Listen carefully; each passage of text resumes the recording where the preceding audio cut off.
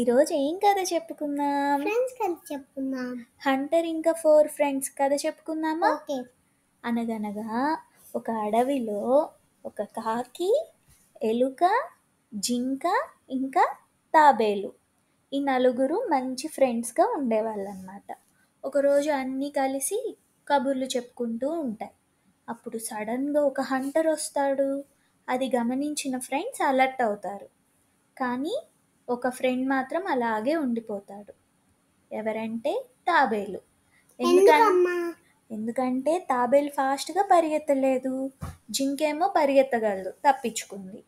Rat ఏమో పరిగెత్తగలదు, త్వరలోకి వెళ్తుంది. కాకేమో ఎగరగలదు, చెట్టు మీదకి వెళ్ళి దాంకుంటుంది. కానీ తాబేలు మాత్రం ఏం చేయలేక అలాగే ఉండిపోతాడు. ఇంకా హంటర్ ఇదే ఛాన్స్ అని చెప్పి తాబేల్ని పట్టుకొని వలలో వేసేసి భుజం మీద వేసుకొని వెళ్తూ ఉంటాడు. ఇది గమనించిన ముగ్గురు ఫ్రెండ్స్ ఆ హంటర్నే ఫాలో అవుతాడు.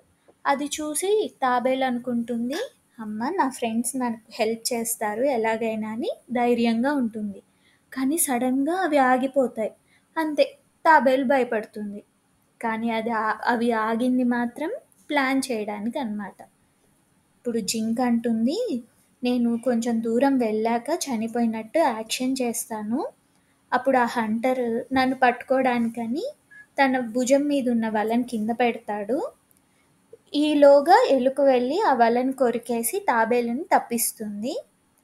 ఇదంతా పైన కాకి చెట్టు మీద ఉంటుంది కదా, గమనించు. ఎప్పుడైతే హంటర్ నా దగ్గరకు వస్తాడో అప్పుడు నువ్వు కావు కావని గట్టిగా అరువు, నేను లేచి పరిగెత్తుకుంటూ వెళ్ళిపోతాను. ఇలా మనందరం తప్పించుకుందాము, మళ్ళీ మనం మీటింగ్ పాయింట్ దగ్గర కలుద్దాము అని ప్లాన్ చేసుకుంటాయి.